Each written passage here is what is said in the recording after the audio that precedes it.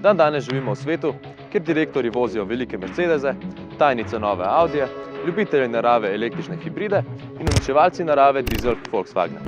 To, kar imamo danes tukaj, je pa simbol ljubitelja avtomobila.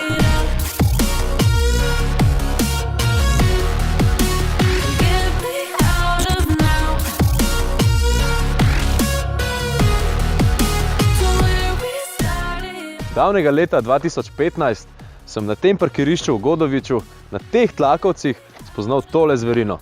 To je Fiat Grande Punto, ki je že takrat slovel kot predelan avto, ampak je zdaj, v teh 4 letih, dobil še kar nekaj dodatnih predelav.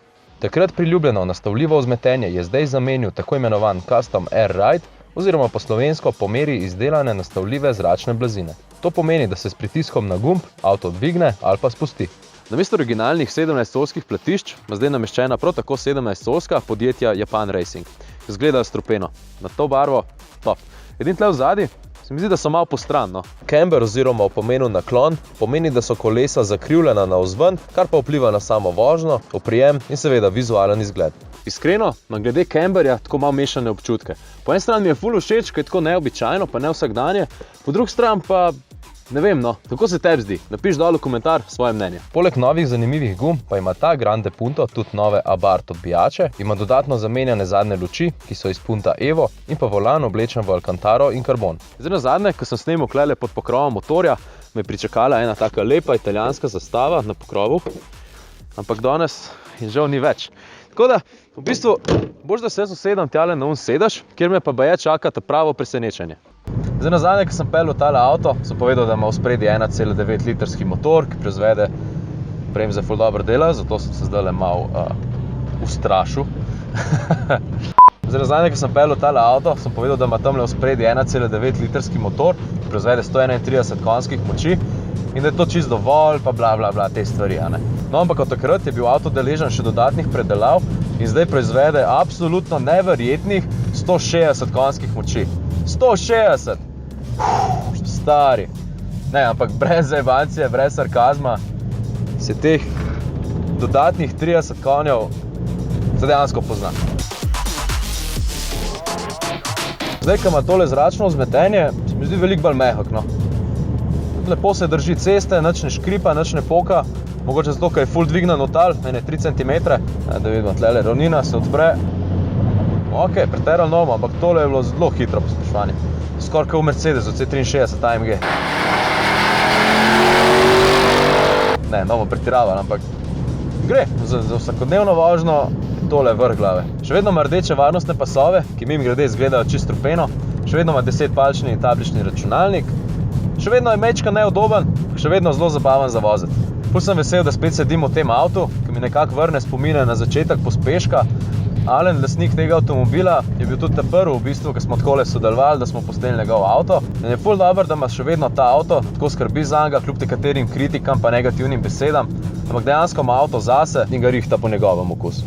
Alen je tudi soustanovitelj skupine Devju in Devju Garage, kjer se ukvarjajo s tovrstnimi predelavami avtomobilov, predvsem inštalacije Air Ride sistemov, zato se nam bo danes pridružil še en član z zelo zanimivim avtomobilom.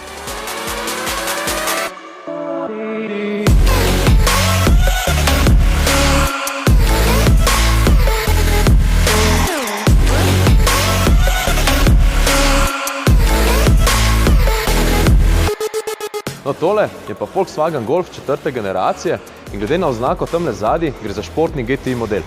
Izdelan je bil leta 2000, ampak je bil do danes deležen že obsežnih predelav. Zato kakšnim hardcore ljubiteljem serijske 4 GTI predlagam, da za par minut pogledajo stran. Tako kot Punto ima ta Golf nastavljivo gas Air Ride vzmetenje, ima tudi po meri izdelana BBS Speedline platišča in na zadnjem delu malo poševno stojijo. Ja, tudi ta Golf ima 5-stopinjski camber zadaj. To pa zato, da se guma malo skrije pod blatnik, kar omogoča še nižjo držo avtomobila. Iskreno sem mislil, da bo vožnja bolj trda. Ni toliko slabo, vse čuti, da ni to serijsko vzmetenje, ker je dokaj mehko. Ni pa spet toliko trdo, da mogo jamrati zaradi bolečine v hrbtu pa v križu. Tamle pod pokrovom je 1,8 litrski turbomotor, v osnovi proizvede 150 konjskih moči, ampak je bil tale še dodatno čipiran, oziroma elektronsko nastavljen, da jih zdaj proizvede 200. Kar pa za avto te velikosti, te teže, res ni malo.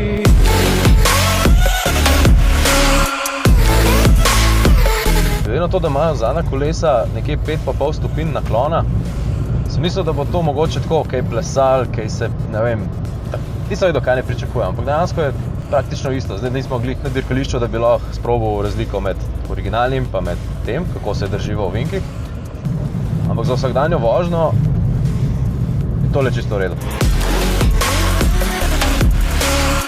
Notranjost na prvi pogled zgleda več ali manj serijska. Ima tele retro števce, električne gumbe za pomik stekel, mreže ventilacije.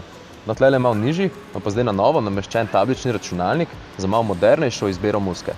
In pa klele spodi, ko sem sliko videl, nisem mogel verjeti. Tole so tepihi, izdelani iz pravega laminata in sedajo kot uliti. Če pa to ni izverno, pa ne vem, kva je. V prtljažniku pa Golf nima wooferja, ampak je klenko, ki skrbi, da se avto še kdaj dvigne potem, ko ga zračno vzmetenje spusti do dna. Kot omenjeno, imata oba homologiran sistem AirRide vzmetenja, ki pa ga je možno kontrolirati s pomočjo tablice oziroma z aplikacijo, ki ste jo sama razvila. V bistvu, če pritisneš na gumb, gre avto sam dol. Koliko top, a ni to dobe? Oba avtomobila sta tudi dnevno v uporabi in nista namenjena samo za avtošove. Zanimiva za pogledati, še bolj pa za voziti. Hvala ekipi Devju za noro izkušnjo, vabljeni pa tudi k ogledu strani Devju Garaž, kjer lahko tudi vaš avto spravijo do dna.